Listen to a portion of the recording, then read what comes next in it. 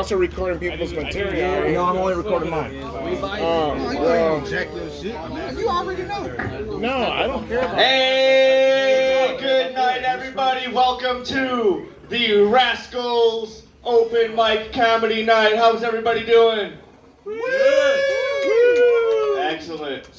So, ejaculatory. it's our third month doing this, and like I don't know if I really told you guys really about myself, and I think I should, dude. Since like we're gonna keep this as a regular thing going on, and like you know like we can get more intimate, more personal tonight. Like my name is Wiener.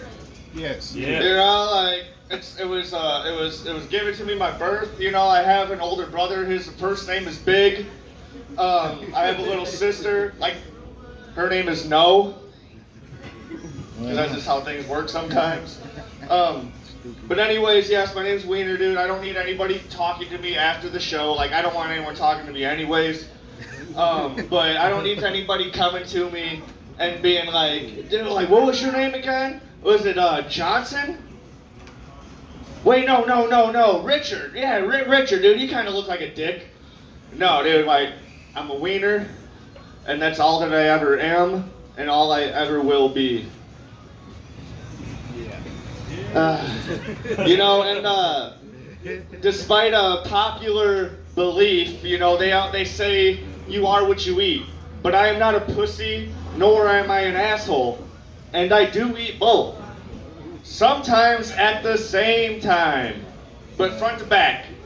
Front to back, because like we're not trying to start any more COVIDs or whatever, dude. And I do enjoy the taste and the smell.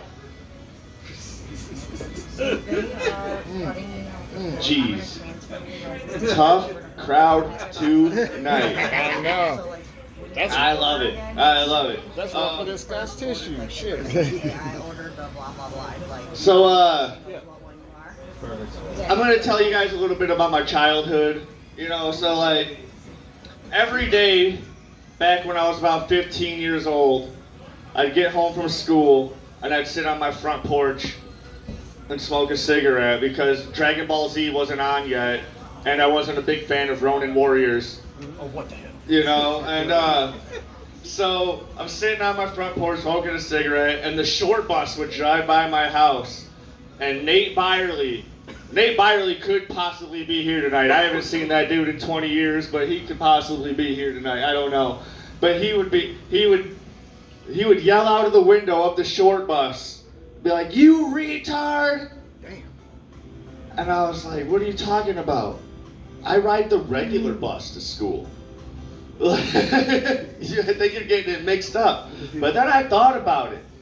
I'm like, I have to walk to my bus stop in negative degree weather and hang out with people I don't like on a corner.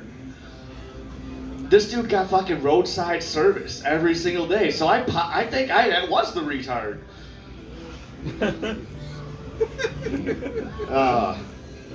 So like back in school, teachers would always like preach like communism is so bad, communism is terrible. But then like you get caught eating a snack, they're like you gotta share with everybody.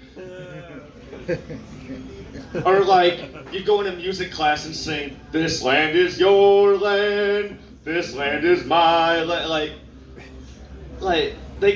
It's like you're just sending me mixed messages. I didn't know like how to grow up as a kid. Like do you want me to fucking care for people or become a fucking dictator? Like,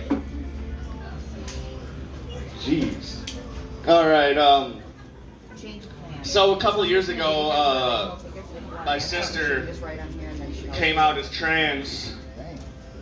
Yeah. And like, it was like. No, like nobody knew. Like it was cool. Like nobody knew anything, dude.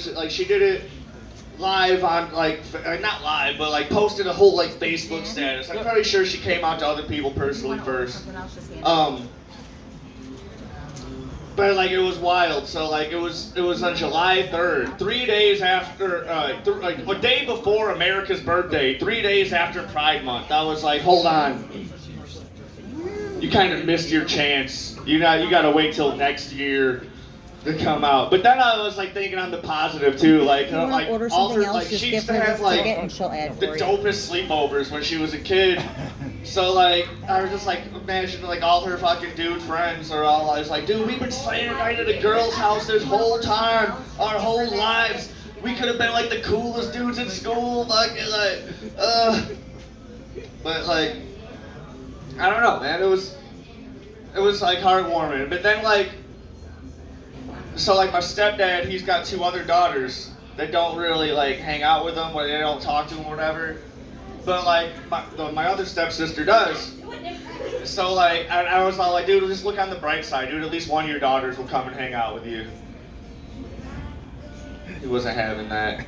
My mom thought it was hilarious.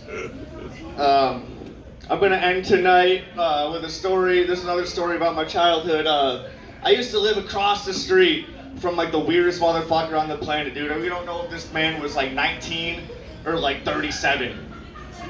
He'd be sitting out on his porch drinking vanilla extracts for the alcohol content, you know, like the weirdest dude. We didn't know his name. We just called him Tool. And he had like the dopest gargoyle on his front porch. And one day my older brother and his friends stole that fucking gargoyle.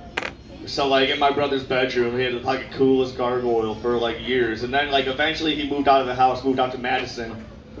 And then he didn't take the gargoyle with him. So like I inherited this sweet ass gargoyle, right?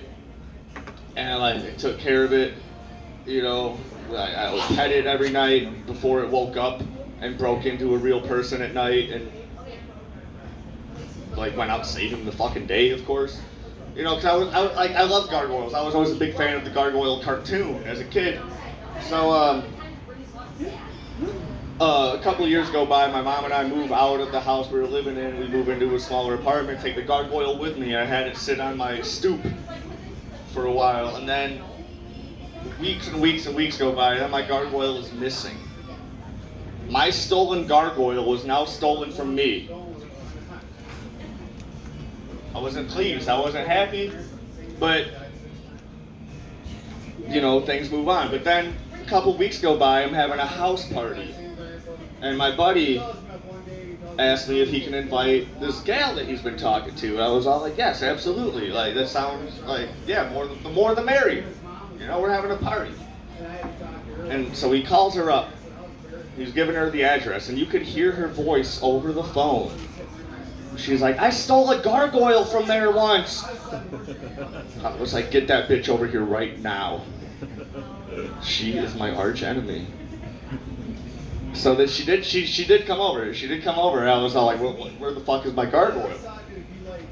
And she's like, dude, like, when I was trying to put it in my trunk, it fell and it broke, and it doesn't even exist anymore. Like, so I picked up all the shards and threw it. Like, I was so mad. Poor Brooklyn. Yes, I named it after the second coolest gargoyle on the show. The first one is Lexington, and I didn't want to name it after Goliath because I didn't need Keith David coming into my house dressing up like Spawn. Just come in and kick my ass for misrepresenting his pride. You don't know Keith David, he was a voice actor for a lot of your favorite cartoon characters, and you need to put respect on his name. They live. Man, it was a rough time, dude. But anyways, thank you guys. Your next comedian, very good friend of mine, dude. She's been all over the place, dude. She writes books. She's a super fantastic friend to have on your side, dude. Yeah. Give it up for the very funny Gender Bent.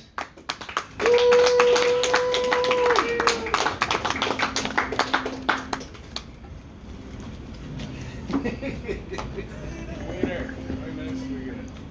10. Hi. Hey! I did not